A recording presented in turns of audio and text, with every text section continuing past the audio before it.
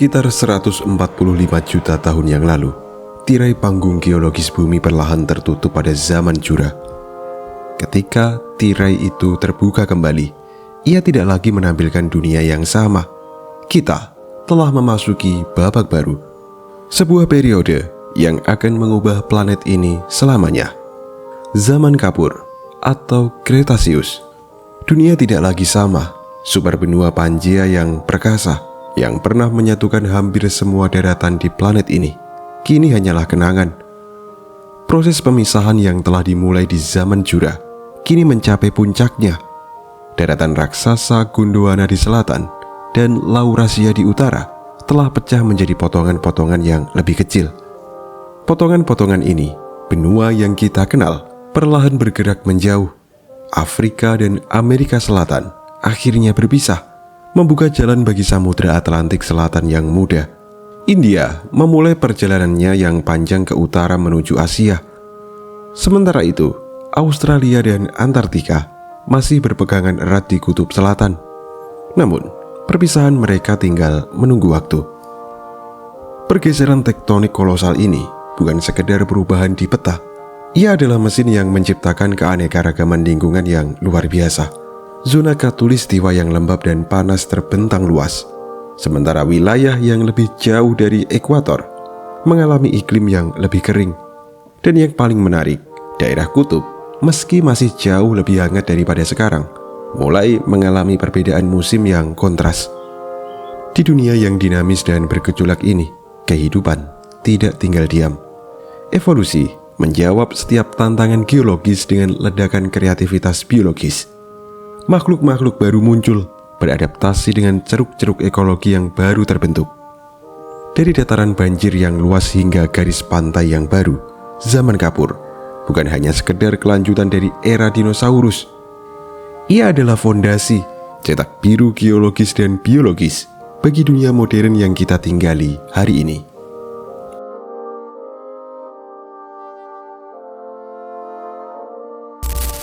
Lahirnya samudra dan daratan baru.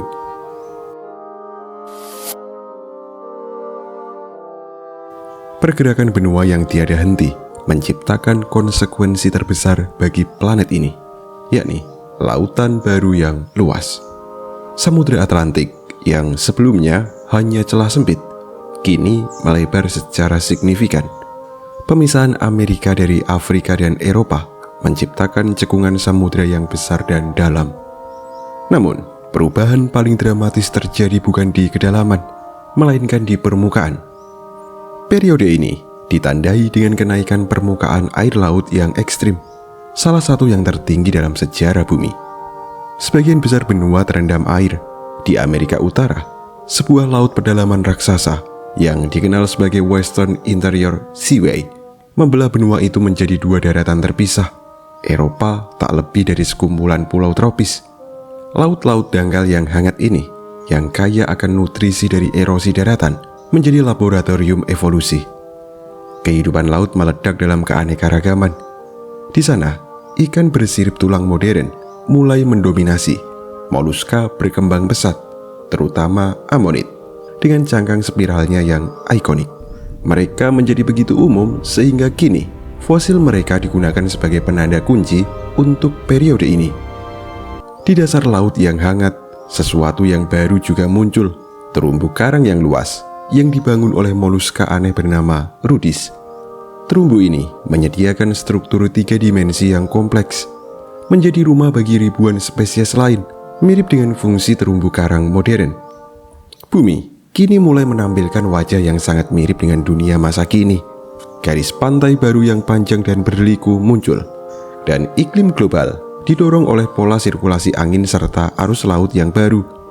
Semua perubahan ini menciptakan dinamika ekosistem yang rumit dan sangat hidup. Sebuah planet yang mulai berdenyut dengan ritme yang kita kenal sekarang.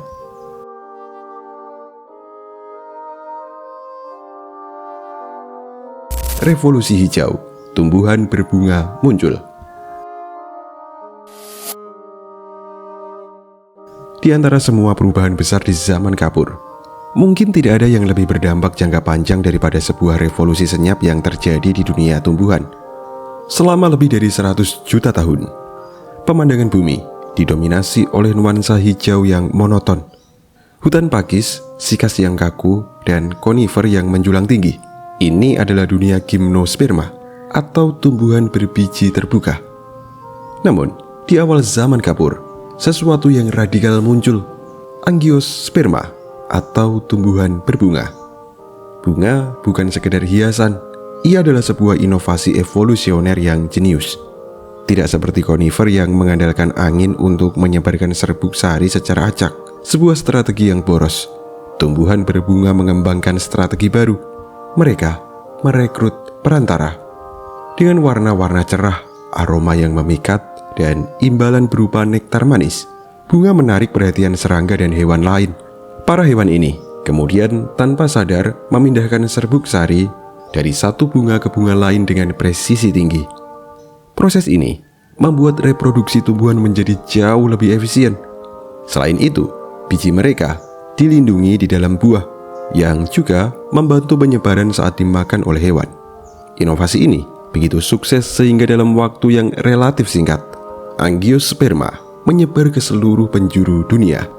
Mereka berevolusi menjadi beragam bentuk, dari tanaman air kecil seperti lili air purba hingga pohon-pohon besar yang membentuk kanopi hutan. Hutan yang dulunya hijau gelap kini berubah menjadi berwarna-warni, penuh dengan kehidupan baru. Hubungan simbiotik antara tumbuhan dan penyerbuk ini menciptakan jaring ekosistem yang jauh lebih kompleks, meletakkan fondasi bagi hampir setiap ekologi modern di darat.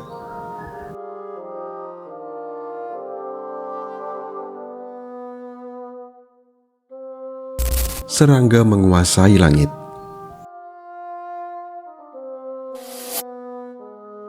Revolusi tumbuhan berbunga tidak terjadi dalam ruang hampa.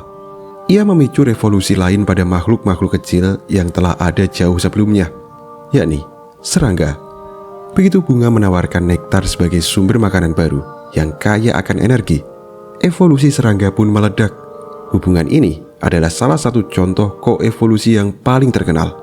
Bunga butuh serangga, dan serangga butuh bunga. Lebah pertama kali berevolusi di zaman kapur, beradaptasi dari nenek moyang mereka yang mirip tawon, khusus untuk mengumpulkan nektar dan serbuk sari. Kupu-kupu dengan sayap yang berwarna-warni berevolusi. Belalai panjang mereka dirancang sempurna untuk menyedot nektar dari bunga. Namun, bukan hanya penyerbuk yang berkembang. Semut yang sebelumnya merupakan kelompok minor mulai mengembangkan sistem sosial yang kompleks. Mereka membangun koloni-koloni besar di bawah tanah, menjadi insinyur ekosistem yang mengolah tanah dan menguraikan materi organik.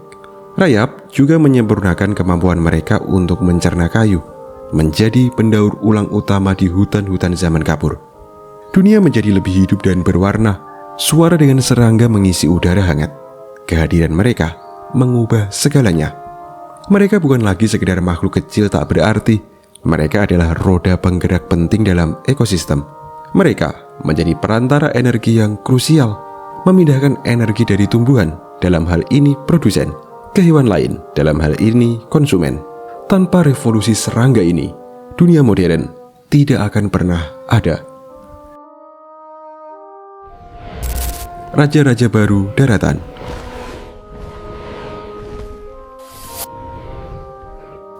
Sementara dunia tumbuhan dan serangga mengalami revolusi, di darat, para penguasa lama justru mencapai puncak kejayaan mereka. Dinosaurus yang telah mendominasi planet ini selama zaman Jura. Kini mereka semakin besar, semakin aneh, dan semakin terspesialisasi. Benua-benua yang terpisah menciptakan laboratorium evolusi yang terisolasi, menghasilkan predator-predator puncak yang unik di setiap daratan. Di Amerika Utara bagian barat, muncul sosok yang kelak menjadi ikon dunia purba, yakni Tyrannosaurus Rex. Muncul di akhir zaman kapur, T-Rex adalah mesin pembunuh yang disempurnakan. Tingginya bisa mencapai 4 meter di pinggul. Ini seukuran bus kota, dengan tenggorokan besar yang dirancang untuk satu hal, kekuatan gigitan. Rahangnya mampu menghancurkan tulang dengan kekuatan paling dahsyat yang pernah ada di darat. Di Amerika Selatan, ada Carnotaurus. Predator ini terlihat seperti eksperimen evolusi yang aneh. dengan lengan yang sangat kecil, bahkan lebih kecil dari T-Rex, dan 2 tanduk tumpul di atas matanya. Ia adalah pemburu lincah yang mungkin mengandalkan kecepatan di padang terbuka. Lalu di Asia, kelompok Dromaeosaurus yang sering disalahartikan sebagai Velociraptor adalah pemburu yang cerdas. Meskipun Velociraptor sejati hanya seukuran kalkun, kerabatnya seperti Utahraptor jauh lebih besar dan menakutkan, berburu dalam kelompok yang terkoordinasi. Sementara itu, Afrika menjadi rumah bagi Spinosaurus, salah satu predator terbesar yang pernah berjalan di bumi, yang menyaingi bahkan melebihi T-Rex dalam hal ukuran. Dengan layar besar di punggungnya dan moncong seperti buaya, Spinosaurus adalah teror semi-akuatik, berburu ikan raksasa di sistem sungai yang luas. Dunia kapur adalah panggung global bagi ragam bentuk dan perilaku evolusi paling ekstrim dalam sejarah dinosaurus. Herbivora raksasa dan berlapis baja. Untuk bertahan hidup di dunia yang dipenuhi predator super yang sangat efisien, para herbivora tidak punya pilihan selain berevolusi. Mereka mengembangkan pertahanan yang luar biasa, mengubah zaman kapur menjadi era perlombaan senjata biologis yang tak berkesudahan. Di Amerika Utara, pertarungan klasik terjadi antara T-Rex dan Triceratops. Triceratops adalah benteng berjalan. Dengan berat beberapa ton, ia memiliki perisai tulang besar yang melindungi lehernya dan 3 tanduk tajam di wajahnya. Ia adalah mangsa yang sangat berbahaya. Di sampingnya ada Ankylosaurus, tank hidup dari zaman kapur. Tubuhnya ditutupi oleh lempengan tulang tebal dan duri, membuatnya hampir mustahil diserang dari atas. Dan sebagai senjata pamungkas, ia memiliki ekor berbentuk gada tulang besar yang mampu mematahkan kaki predator manapun yang berani mendekatinya. Namun, herbivora yang paling sukses bukanlah yang berlapis baja, melainkan yang paling adaptif, yakni para Hadrosaurus atau dinosaurus berparuh bebek. Spesies seperti Edmontosaurus dan Parasaurolophus hidup dalam kawanan besar, mirip dengan kawanan rusa modern. Mereka adalah sapi zaman kapur. Mereka memiliki gigi geraham untuk mengunyah tumbuhan berbunga yang keras. Dan dalam kasus Parasaurolophus, jambul berungga yang rumit di kepala mereka, yang mungkin digunakan untuk menghasilkan panggilan kawin atau peringatan bahaya yang terdengar dari jarak jauh. Di padang dan hutan, pertarungan antara pemangsa dan mangsa menjadi ajang eksperimen evolusi tanpa henti, melahirkan desain-desain baru dalam perisai, tanduk, dan strategi bertahan hidup.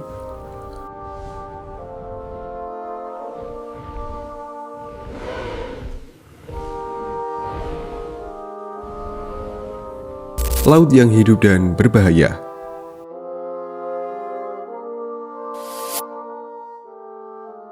Sementara daratan dipenuhi raksasa bertulang, lautan di zaman kapur adalah dunia yang sama sekali berbeda dan bisa dibilang jauh lebih berbahaya. Lautan dangkal yang hangat menjadi rumah bagi monster-monster laut yang sesungguhnya, di mana ukuran dan kekuatan adalah hukum utama. Di puncak rantai makanan samudra, berkuasalah Mosasaurus. Makhluk ini bukanlah dinosaurus, melainkan kerabat kadal modern. Tapi ukurannya luar biasa. Beberapa spesies bisa mencapai panjang 17 meter, dengan tubuh ramping bertenaga, sirip besar, dan rahang panjang yang dipenuhi gigi setajam silet. Mosasaurus adalah predator puncak absolut. Ia memangsa apa saja, ikan besar, hiu, amonid, bahkan reptil laut lainnya. Reptil laut dari zaman Jura seperti Plesiosaurus berleher panjang dan Ichthyosaurus yang mirip lumba-lumba masih bertahan di awal zaman kapur. Namun, dominasi mereka mulai memudar seiring naiknya Mosasaurus. Namun, bukan hanya reptil laut yang berkembang, hiu modern juga mulai berevolusi. Hiu raksasa seperti Cretoxyrina yang dijuluki hiu genus. Mereka berpatroli di lautan, bersaing langsung dengan para reptil laut untuk mendapatkan mangsa. Laut zaman kapur adalah dunia predator tanpa ampun. Setiap makhluk bisa menjadi pemburu sekaligus mangsa. Tidak ada tempat yang benar-benar aman di bawah permukaan biru yang tampak tenang itu. Langit yang tak pernah sepi.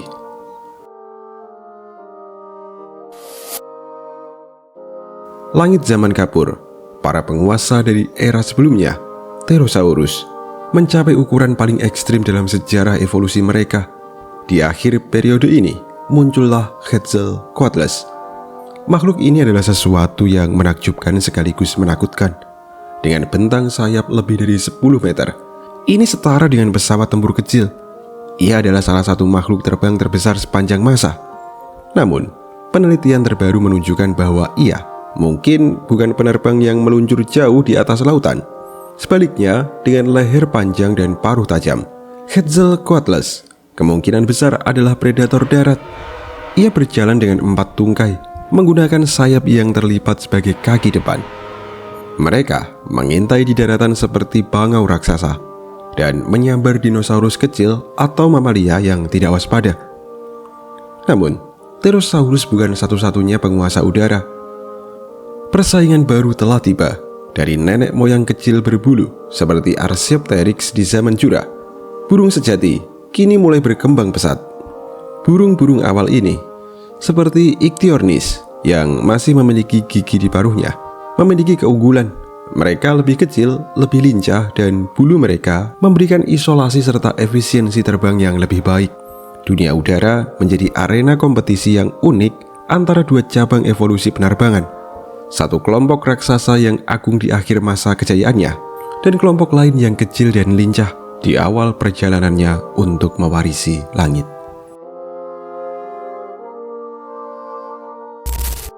Dunia yang hangat dan penuh kehidupan. Zaman kapur secara keseluruhan adalah masa yang sangat hangat dan stabil. Aktivitas vulkanik yang tinggi, terkait dengan pergerakan benua yang cepat, melepaskan sejumlah besar karbon dioksida ke atmosfer. Ini menciptakan efek rumah kaca global yang kuat. Hasilnya adalah dunia tanpa es. Tidak ada lapisan es di kutub, baik di utara maupun di selatan. Permukaan air laut sangat tinggi. Karena tidak ada es di kutub, perbedaan suhu antara khatulistiwa dan kutub jauh lebih kecil daripada sekarang. Hutan bisa tumbuh subur bahkan di wilayah yang kini kita kenal sebagai Alaska, Siberia, atau Antartika. Selama musim dingin kutub yang gelap selama berbulan-bulan, hutan-hutan ini mungkin meranggas. Tetapi mereka tetap ada. Iklim yang lembab dan subur ini didukung oleh laut dangkal yang menutupi sebagian besar daratan, menciptakan kondisi ideal bagi kehidupan. Di bawah kondisi seperti ini, kehidupan berkembang biak dengan luar biasa cepat. Hutan konifer dan pohon berbunga yang baru meluas kemana-mana. Rawa-rawa yang luas dan dataran banjir menjadi tempat berkembang biak yang sempurna bagi dinosaurus besar. Dunia kapur adalah salah satu periode paling subur dan paling produktif secara biologis dalam sejarah Mesozoikum. Bumi benar-benar hidup, berdenyut, dan penuh energi di setiap sudutnya.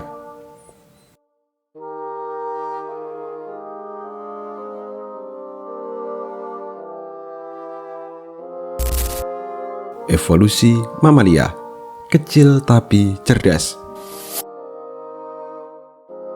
Di tengah gemuruh langkah para raksasa dan hiruk-pikuk predator super, ada kehidupan lain yang diam-diam mempersiapkan masa depan. Mereka adalah mamalia. Mereka telah muncul sejak zaman Jura. Tetapi di zaman kapur, mereka mulai berevolusi menjadi bentuk yang lebih beragam dan cerdas. Untuk bertahan hidup di dunia yang didominasi dinosaurus, mamalia mengadopsi gaya hidup di bawah radar. Sebagian besar aktif di malam hari, ketika predator visual besar sedang beristirahat. Mereka mengembangkan indera penciuman dan pendengaran yang tajam untuk menavigasi kegelapan. Mereka belajar bersembunyi di liang, memanjat pohon, atau bahkan berenang. Mereka tetap kecil, kebanyakan seukuran tikus. Namun, mereka memiliki keunggulan biologis yang signifikan. Mereka berdarah panas, melahirkan anak hidup, menyusui anak-anak mereka, dan memiliki otak yang relatif lebih besar dibandingkan ukuran tubuhnya. Beberapa dari mereka bahkan sudah mirip hewan modern. Ada yang mirip tikus, ada yang mirip platypus, dan ada kelompok baru yang disebut Metatheria, nenek moyang marsupial seperti opossum, dan Eutharia, nenek moyang mamalia berplasenta. Mereka mungkin tampak tak berarti di dunia raksasa dinosaurus, tetapi mereka adalah spesialis bertahan hidup. Dan setelah kepunahan besar terjadi, makhluk-makhluk kecil inilah yang akan menjadi pewaris sah planet ini.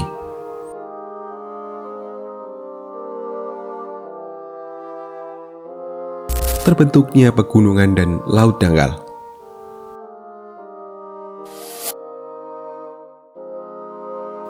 Pergerakan lempeng bumi yang memisahkan benua juga menyebabkan tumbukan di tempat lain. Aktivitas tektonik yang intens ini terus berlanjut sepanjang zaman kapur, membentuk fitur-fitur geologis yang kita kenal sekarang. Di wilayah barat Amerika Utara, lempeng Pasifik menekan lempeng Amerika Utara, menyebabkan kerak bumi terlipat dan terangkat.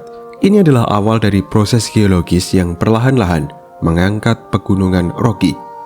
Di Amerika Selatan, proses serupa mulai membentuk tulang punggung benua itu, Pegunungan Andes. Membentuk pegunungan ini memiliki dampak ekologi yang besar.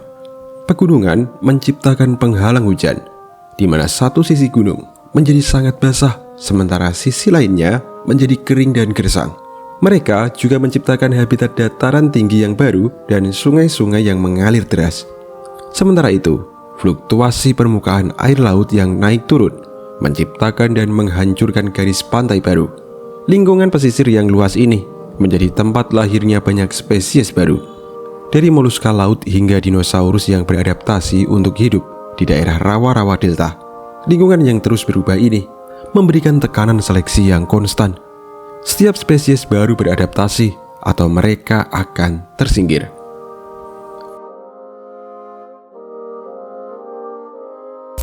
Revolusi ekologi, rantai makanan modern.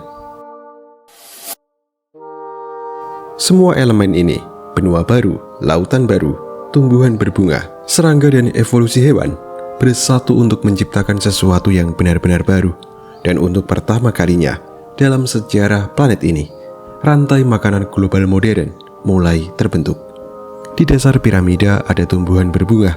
Mereka tumbuh cepat, bereproduksi cepat, dan menyediakan sumber energi berkualitas tinggi. Buah, biji, nektar yang sebelumnya tidak ada. Satu tingkat di atasnya, serangga, mamalia kecil, burung awal, dan reptil pemakan tumbuhan berkembang pesat dengan memanfaatkan sumber daya baru ini. Kemudian, di tingkat berikutnya, predator seperti dinosaurus theropoda dan burung pemangsa memburu mereka. Dan di puncaknya, predator alfa seperti T-Rex atau Mosasaurus, mereka menjaga keseimbangan. Ekosistem menjadi jauh lebih kompleks dan terintegrasi daripada di zaman Jura. Ada hubungan yang erat antara darat, laut, dan udara. Energi mengalir dengan cara yang lebih efisien. Dunia tidak lagi sederhana. Ia telah menjadi sebuah sistem hidup yang rumit dan saling bergantung. Ini sangat mirip dengan ekologi modern yang masih kita lihat di sekitar kita. Zaman kapur adalah tempat kelahiran ekosistem modern.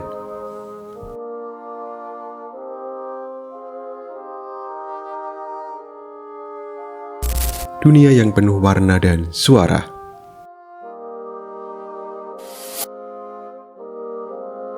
Jika kita bisa menggunakan mesin waktu dan berjalan di bumi 100 juta tahun yang lalu, kita mungkin akan terkejut. Kita tidak akan menemukan dunia yang suram, abu-abu dan sunyi. Kita akan menemukan planet yang penuh warna dan suara. Di hutan, bunga-bunga pertama bermekaran dengan warna-warna cerah, kuning, merah, putih, menarik perhatian serangga yang berdengung di udara hangat. Di antara pepohonan, kita tidak hanya akan mendengar suara dinosaurus, tetapi juga kicauan burung-burung sejati pertama. Bukti fosil menunjukkan bahwa banyak dinosaurus, terutama yang berbulu, mungkin memiliki warna-warna cerah seperti burung modern yang digunakan untuk kamuflase atau untuk menarik pasangan. Langit biru bersih tanpa polusi, dan danau-danau besar memantulkan pemandangan yang hidup. Zaman kapur bukan hanya tentang dunia yang keras dan liar yang dipenuhi oleh monster. Ia juga merupakan periode keindahan dan dinamisme yang luar biasa. Untuk pertama kalinya dalam sejarahnya, bumi tampak hidup dalam arti yang paling modern, penuh dengan interaksi kompleks, warna-warni yang beragam, dan simfoni suara alam yang baru.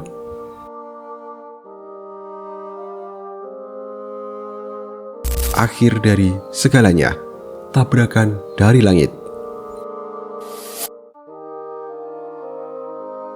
Namun, semua kejayaan evolusioner itu, dunia yang telah dibangun selama 80 juta tahun, berakhir dengan cara yang paling katastrofik.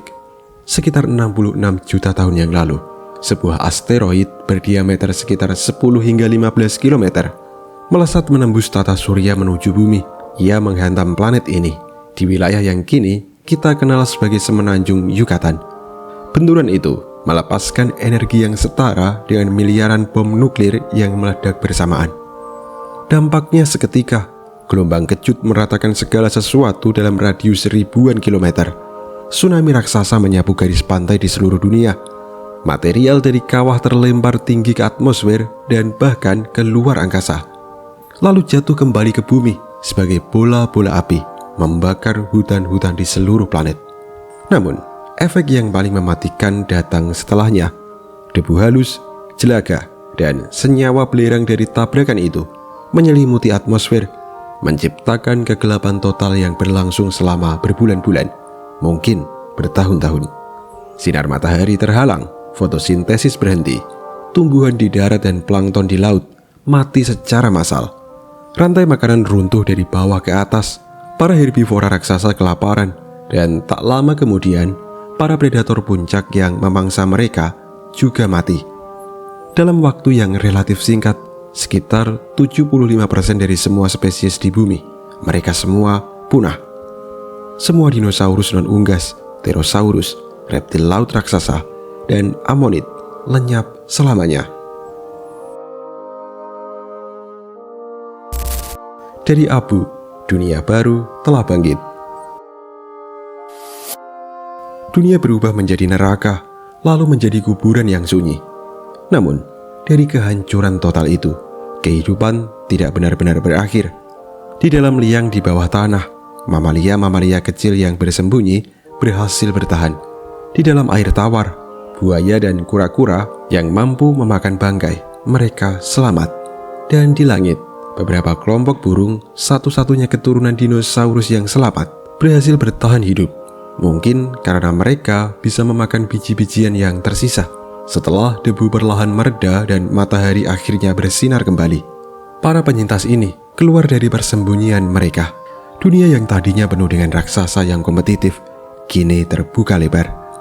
Bagi mamalia, ini adalah kesempatan emas. Tanpa dinosaurus yang memburu mereka, mereka memiliki ruang untuk berkembang. Dalam beberapa juta tahun setelah kepunahan, mamalia berevolusi dengan cepat. Mereka tumbuh lebih besar, menempati berbagai habitat, darat, air, dan bahkan udara. Dan perlahan-lahan mengambil alih peran sebagai penguasa baru planet ini. Burung yang kini bebas dari persaingan dengan pterosaurus mendiversifikasi diri mereka menjadi puluhan ribu spesies yang kita kenal sekarang. Hutan tumbuh kembali, kali ini didominasi oleh tumbuhan berbunga yang lebih tangguh. Dari tragedi kepunahan massal terbesar kelima, lahirlah fondasi dunia modern.